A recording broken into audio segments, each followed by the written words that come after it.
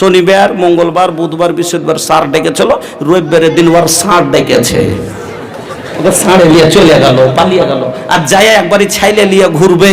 হাদিস শুনেন, আল্লাহ পাকের নবী বলছেন কি, এই বিয়েটা করে আইলো, 1.5 বছর বাদ ছাইলে নিয়ে কাকে গার্জেন পেলে, কোনঠে গার্জেন পেলে, পালার উদ্দেশ্যটা কি, যে বাপ বিয়ে দিবে না তার জন্য পালালছে, না তো বিয়ে দেখে নিয়ে হয়তো এই ভয়ে পালাইলে। আর নবী বলছেন আইয়মা ইমরাতিন নাকাহাত বেগাইরে ইজনে ওয়ালিহা ফানিকাহুহা বাতিলুন।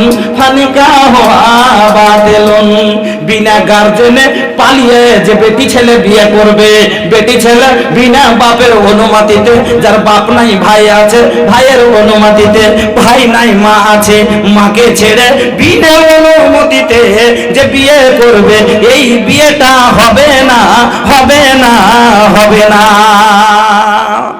আজ একটা যেটা আমাদের এরকম একটা বিয়ে হচ্ছে, যেটা আমাদের মসনুন বিয়ে কোচিহারা, সুন্নতি বিয়ে, ইয়ার মধ্যে কতখানি তাম্বা ফেরিয়েছে, কতখানি শরিয়তের উপরে আছে, আর কতখানি বিনা শরিয়তের উল্টা আছে।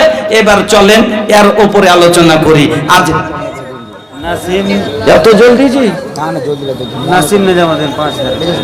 নাসিম নিজামুদ্দিন 5,000 টাকা দিয়েছে, সব আগে দিয়েছিল ওইটাই নাকি? সব আগে একটা আমার দিয়েছিল 5,000 টাকা, কে নামটা?